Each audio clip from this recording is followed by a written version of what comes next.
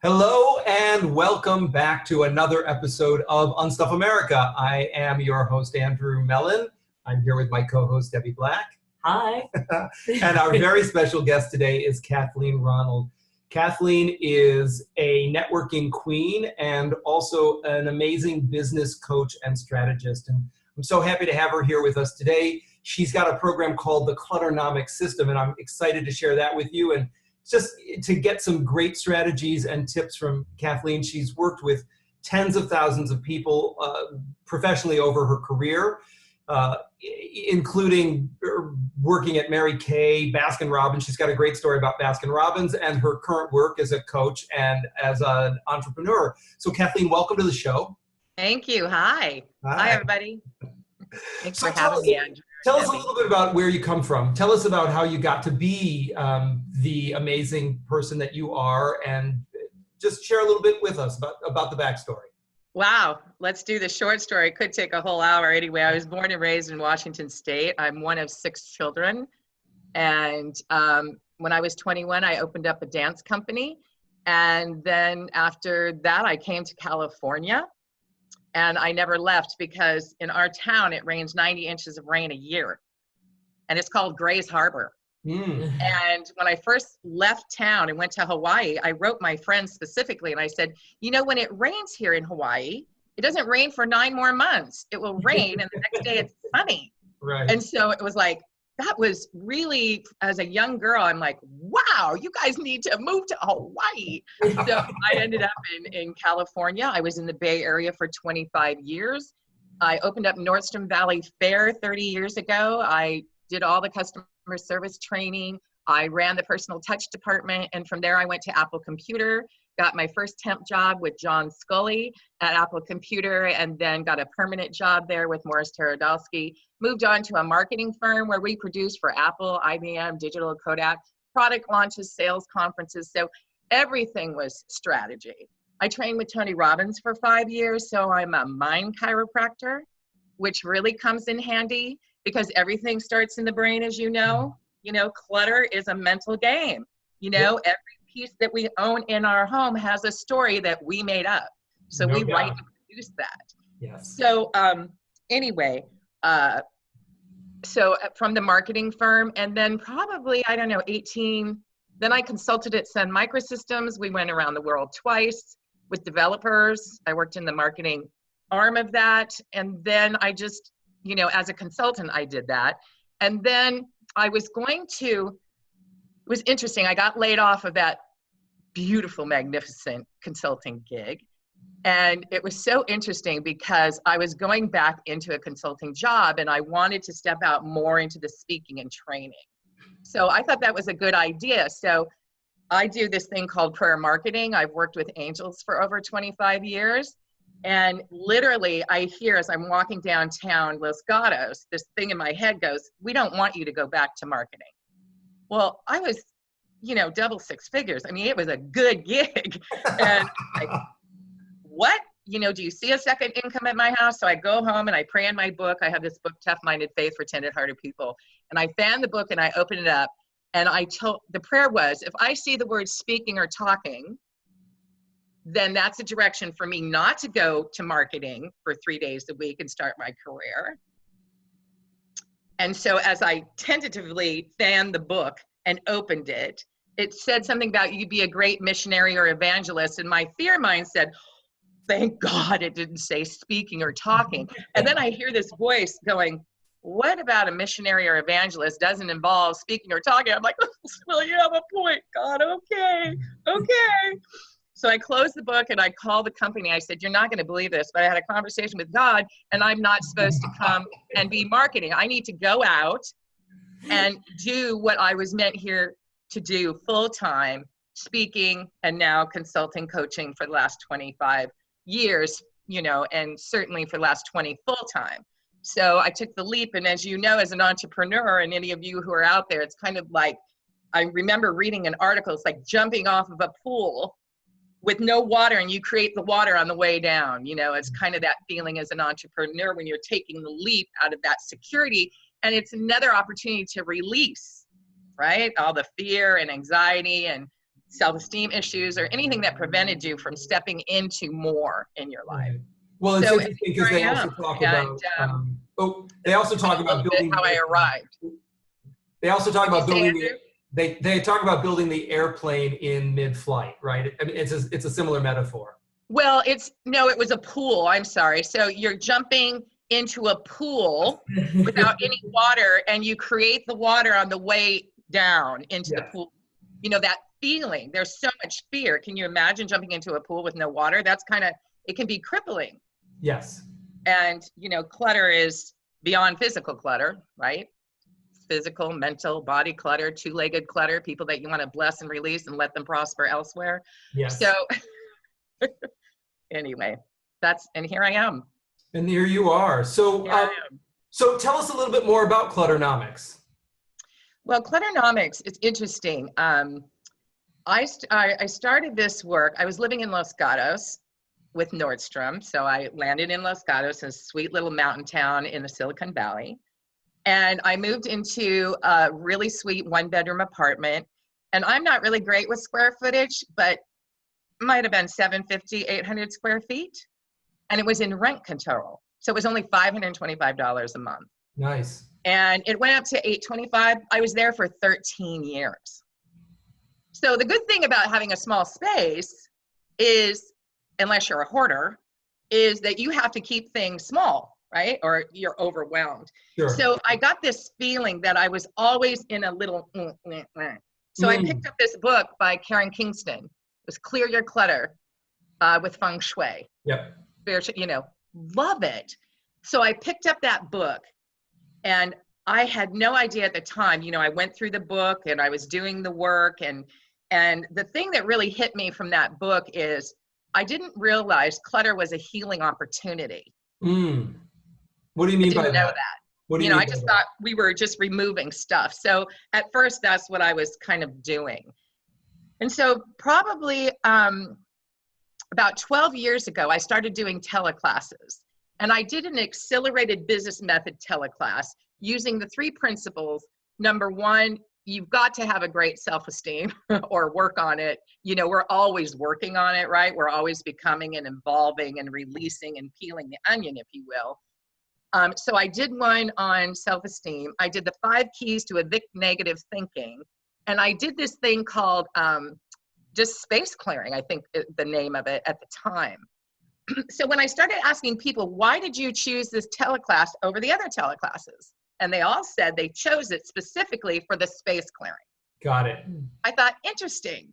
So it became such a need. And then I created, for 5 years, I would bring in guest experts, and I did a year-long boot camp.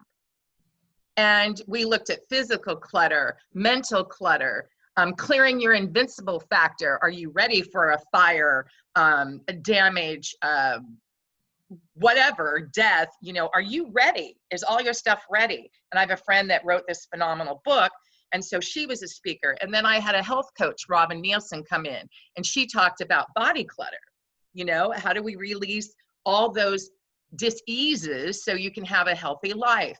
So there was many different speakers all addressing different parts of life's clutter, if you will. Right. So I did that for 5 years. So let me stop you right there, Kathleen. Yeah. So why don't you, I mean, what I think would be super helpful for the audience would be if you can remember, if you could, any one of, like, give us a tip for each one of those different areas, right? Even if it was the genesis of one of your guest speakers, right? I mean, it wasn't necessarily your content, but because it was in your program. So let's talk about body clutter. Let's talk about one tip that we can give the listeners that they can take away from each of those areas that is immediately actionable, that they can start to work on.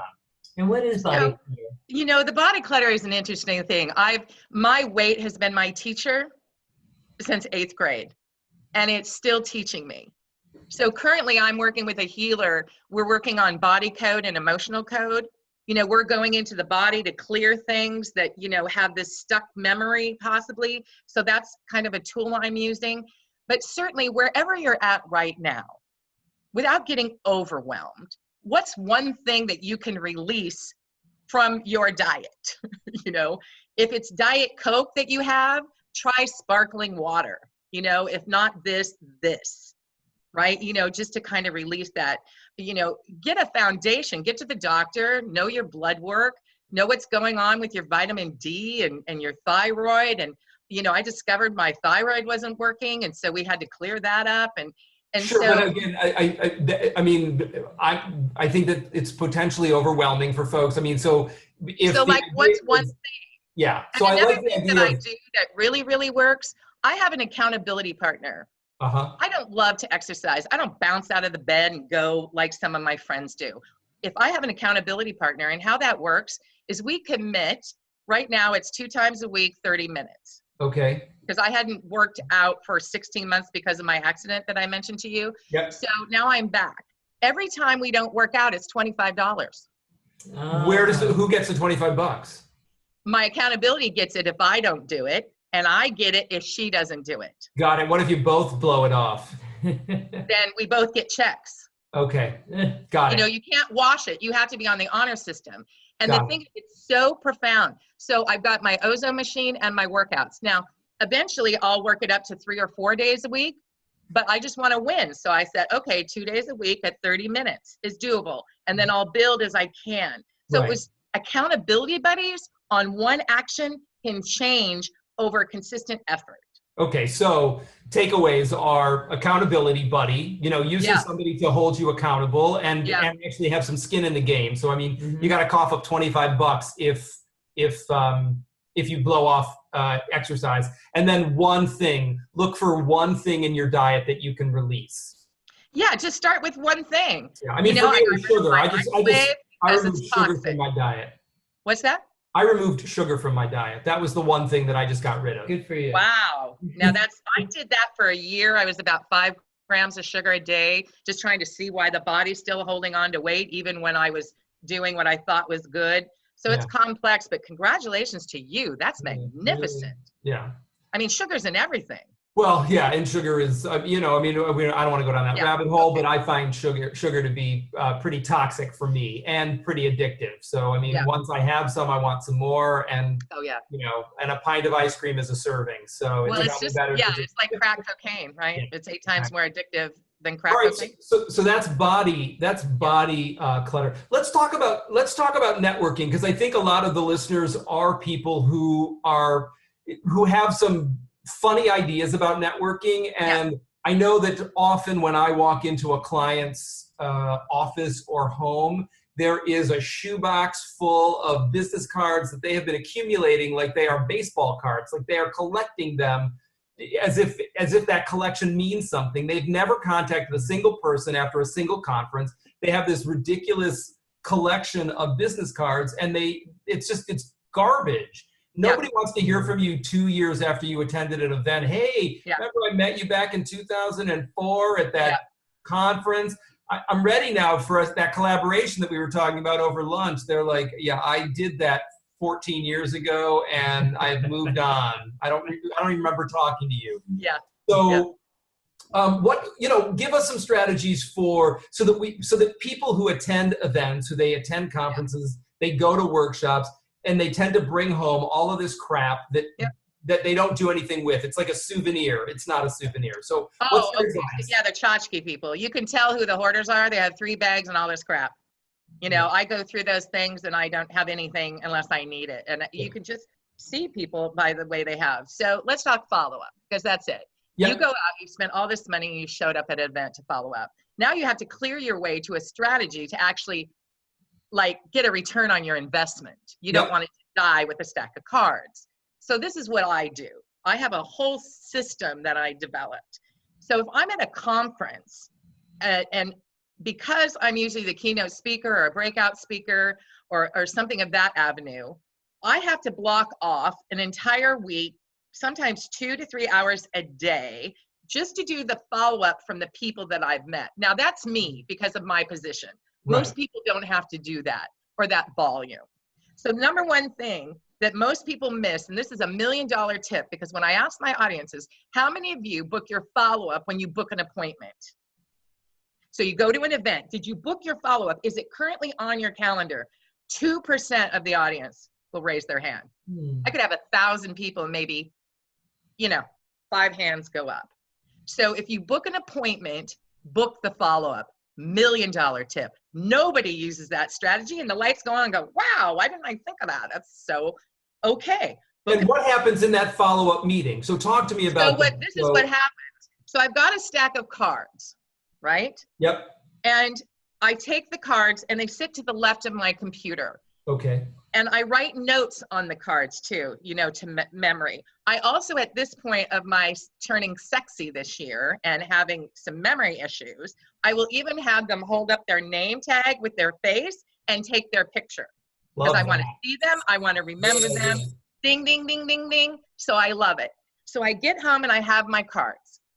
And I ask 4 questions. 4. Number 1, do I owe them any promised items? You know, like, oh, hey, listen, you need to, like, I wrote down a note to introduce you to my friends, you know, at NSA. So I want to follow up on that. So I write a note. So I would send you an email on that promise. That's number 1. Number 2, is there someone in my network that they need to meet for whatever reason? Joint venture, you know, they need to use their products and services as a friendship, whatever. Then I look at, are they a potential client? Do I want to set up a walk and talk? Because I like to do walk and talks. I don't like to do lunches or coffees. I like to double, you know, walk when I talk. And then I want to get to know you, know about your services. And so I'm just my word, integrity number 1. Now, when I'm done with that card, it moves to the right of my computer. What's the 4th? Okay, menopause. I wasn't thinking, okay, let's see. Number 1, do I owe you anything? Can I connect you? Are you a client? I'll get back to you. Only 3. Maybe there's only 3. 3 is a good number. There's only 3. I know there are 4. They're so automatic that, you know, I just do it. Please forgive me, everybody. I think you know what sexy means sometimes. Yeah. So anyway, and then I go through the cards. Yep. Okay. If there's no action, they don't get any action. You know, I might say, it's great to meet you. And then they get banded and they get noted. What is the event? What is the day? What did I speak on? Then they go to my virtual assistant in Indiana. She puts them into the database. Got it. Uploads the Outlook. Then I plug it into my phone. She uploads it into my electronic e-zine. So we're managing all that data. Got because it. Years ago, I can be the mayor of the town in any room that I walk into, and I meet a lot of people and I love them all. They're like all new best friends, and it can be overwhelming, even the thought of it. So that's the first step that I do. So that's very managed process. So you have to have a process for it. Yeah, that's a great and block system. your calendar. The other thing is too, when I teach my classes, because I train with Tony Robbins and I'm a mind chiropractor, I don't so much talk about the how to follow up, because the context of follow up is different for every single situation, right? What you have to look at, what prevents you from doing your follow up? And what are your thoughts that you're thinking about having to do the follow up? Because energetically, you have to clear that. Number 1, if you know what specifically prevents you from doing your follow up, you can create a solution for those things. So here, I'm going to give you one, because I have this problem myself, right? So here's I'm going to tell on myself, right? Yeah. I meet people, they often love me and want to follow up with me. And I get overwhelmed with shyness of not wanting to be imposing. I don't want to be that cloying, like, hey, remember we met at that conference? Because it's not that I lack self-esteem or that I don't think that I'm worth knowing, but I just don't want to be a nudge or a pest for somebody. I feel like I'll reach out to you once, and if I don't hear back from you, I'll wait for you to come back to me, because now I don't take it personally and think like they're avoiding me, because I know that when I don't respond to somebody, it has nothing to do with them. It has to do with I'm choosing to do something else, and I'm clear that they're choosing to do something else as well.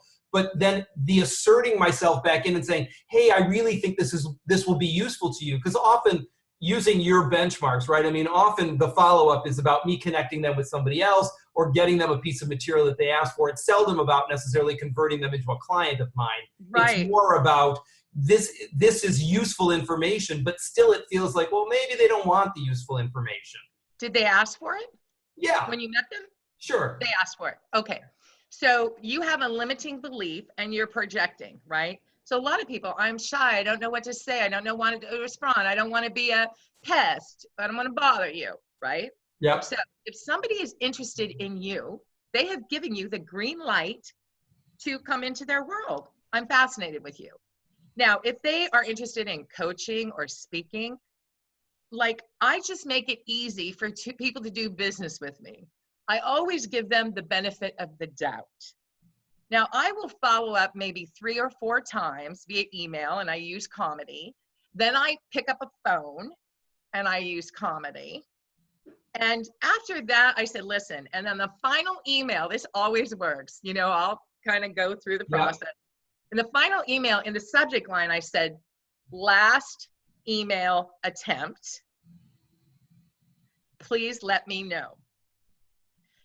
98% of the time, it works. I mean, I was working with a gentleman that literally, I just kept think along the way, probably 2 years. Yep. Finally got connected to a big opportunity that goes, you know, North America wide.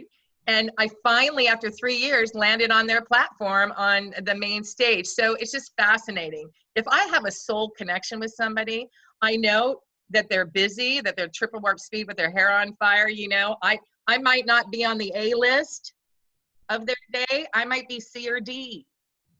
But it's interesting, if I have a soulship with you and a connection and you wanted to connect, then I just do that. It depends on the opportunity too, and how much feeling I got from them about them wanting to be connected with me or working with me. Right. Well, so let's talk about limiting beliefs. Talk to me about that. Limiting beliefs. So if you ask the question, let's see, what specifically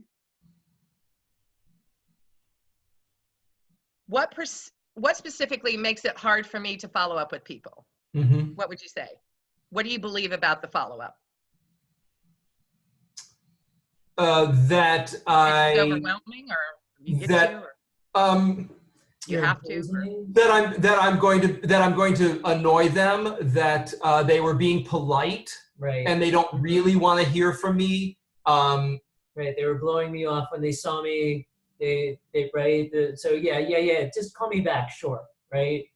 That's definitely a big thing. And there is some of that, but it's kind of like, give me your first issue that you said. What did you say firstly? I didn't write that I let me just settle into that. That I don't want to be a pest. I don't want to annoy people. How specifically Yep. is connecting with somebody who asked you to connect with them is being a pest? I'm curious. Yeah, well, I mean, it goes back to, you know, family of origin stuff of, you know, being seen and not heard. I mean, it's pretty easy to draw the line down to, you know, sit still and be quiet. Children are meant to be, you know, seen and not heard. So can you try to get rid of that belief and know that you're not being a pest, you're being of service? You're actually... I mean, intellectually I can, but I mean, so if I'm not being facetious, right? I mean, if I could, I would. So you know, what's a technique that I can use to let go of that? Well, I work with Byron Katie. Uh-huh. I love her. Yeah, I do too. You know, after working with Tony, you know, in the brain, yeah, and Byron Katie on beliefs, I think it's the most profound tool I can suggest to anyone. Number one, is that true? How do you know it's true? Who would you be without the thought, and what's the turnaround? You do the work, because it's just ridiculous, the beliefs that we have, but they're so true to us, and they stop you in your tracks. So you have to find a way to reduce it to the ridiculous, reframe it, and do the work. Now, the ego will always find why that's true. but you have to do the work and just kind of work with the brain. So I'm just going to clarify for folks who are listening who don't know, like Byron Katie's work is actually called The Work. The work. So when Kathleen is telling us just do the work, she's talking about a very specific, those 4 questions are Yes. Byron Katie's process. So that is what she's referring to as the work, just to clarify that for the listeners. So, go ahead and in your own time, take that on and kind of work through it, because I tell my clients, as long as you have this litany of belief systems, these negative belief systems, Yep. it doesn't matter what tools I give you. You're not going to use them, because these limiting beliefs have got you stuck and stopped in your tracks. Right. So that's why I don't talk about so much the how-to follow up, because if we don't get this right, then you can't follow up. So I really, and it's a process. When I work with my clients, I have time to reduce it down to the ridiculous, and then they're laughing, and then we kind of work through it. And then over time, as you release that belief, and it's like, God, I can't believe I had that belief. So just I know you're not being a pest, and you get to do it. You don't have to do it. That's another energy on follow-up that I'm really big on. If you are in I have to energy, don't do it. Yeah. Don't write a thank you note with I have to. You have to write it with your heart. That heart energy can be felt. If you write a note on I have to, it's dead on arrival. Don't even send it. You write that note with your heart. So whatever I have to do to shift, go outside, come back, get into gratitude, I do a ceremony, and I write a lot of thank you notes because I did customer service training for 20 years. So I'm big, big, big on that. And I love it. If I'm not loving it, I do not do it. So I have to do a brain game to get in a place from I have to I get to. That's so interesting, because when I teach about getting organized, right? Decluttering. That's one of the first mindset shifts that I talk to folks about is, of all the things you could be dealing with too much stuff. I mean, it's a privilege without regard to socioeconomics, right? You're in a position of privilege of all the things you get to let go of things. You don't have to. You are allowed to release things into the universe. You're not dealing with terminal cancer. You're not dealing with, abject poverty. You're dealing with an abundance of things. Of all the things you could be struggling with, what an amazing gift if you can get your mindset there. So that's super helpful to think about it in terms of business and work as well, right? That this is a privilege that I get to say thank you. I get to do something rather than, oh, Jesus, God, I have to say I get to clean the toilet. I'm so happy to have 2 arms and 2 legs and be able to do it. I'm happy to, I get to. Yeah, it's like, wow, it's the shift. It makes it so easy. I mean, even when I got cancer a few years ago, I had to get to gratitude about the cancer. I get to do this dance again. Right. It took about a month to do that shift. But as soon as I got into gratitude and, cleared out all the other stuff, the angst, the fear, the emotion, the all of it, and got into gratitude, like, thank you, Lord, for this opportunity. Really, truly, let's do this. And then you can go downhill. It's just easy, because I have to it's a long uphill road. It's just a great shift. That is excellent. That's really helpful. Thank you. Well, I mean, we could talk all day, and I'm also mindful that we're probably not going to. So as we come to the end of this episode, but I think we'd love to have you back on the show. Why don't you give us one last, if there was a parting piece of information that you'd like to share with the listeners, what would you want people to take away? And we can have Quaker moment for a moment. You can just pause and reflect. I truly believe that the core principle to all things for healing, whether it be clear or anything, is coming from a place of your heart, really from love. I think when you love yourself and you love your family and you love your environment, that spreads out into the world. And that muscle, literally, when you come in from your heart, there's a great company called Heart Math in Santa Cruz. And they have a little machine that you can attach to your ear, and it can literally tell you if you're in your head or if you're in your heart. Wow. So before I walk into a room, I clear out of my head all that, oh, is this going to be worth it? Am I going to meet somebody? Am I going to get, all that manipulative stuff? I don't think like that, but a lot of people do. And so you walk into the room rather than manipulating the situation or wondering how it's going to work or how you can get the most bang for your buck, whatever. And literally, if I walk into a networking event or something in my heart, just being of service, just being of love, how can I serve? How can I help you? The heart, there's studies that it reaches 4 feet to 10 feet. So you don't have to say anything. If you walk into, people just, they're just attracted to that energy. It's amazing. So just find ways to be more loving. Just how can you love yourself? You know, what can you do? Because that starts everything. You know, if you love what you do, then find a way to love to follow up or to clear or to, you know, get to. So I really think it starts with love. That's You know, awesome. all healing, right? That is awesome. Thank you. And, you know, for those for the listeners who have been around for a while, I mean, we know that, you know, the slogan over here at Andrew Mellen is more love, less stuff. So that's. Oh, I love that. I love that. I love that. I love that. And certainly, you know, gosh, you can love more when you aren't encumbered with all this. Exactly. Right? You have more time and energy and space. So Yeah. keep doing what you do, Andrew and Debbie. I just think you're special. When I first saw your site and got to meet you over the web, I thought, you know what? You truly are a difference maker. And I really honor the work that you're doing in the world with the clients. And congratulations. And thank you so much for having me today on the show. Well, thank you. Thank you. I appreciate We'll talk about that. Baskin Robbins the next time. Yeah, we will. Yes. We will talk about that. That's a great cliffhanger for the listening audience. In our next interview, we'll discuss Kathleen's short but meaningful run at Baskin Robbins.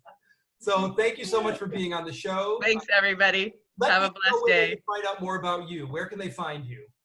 Okay, they can go to www.speaktacular, that's TACULAR.com, speaktacular.com. Or I just launched my business Facebook page. Whee! Nice. I've been on a personal page this whole time, so last night I set it all up. So if you want to just search Speaktacular in Facebook, you can find me and like me there and, you know, follow what's going on. And certainly if you're interested in a Clutternomics teleclass or seminar, let me know. I'd love to share that with you. Awesome. Thanks again, Kathleen, for being with us. Okay. Bye. I can't believe we're saying bye. I know. Okay, thanks, everybody, for tuning in for another episode of Unstuff America. We'll see you all back here next week. And until then, more love, less stuff. Oh, I love it. Thank you. Bye.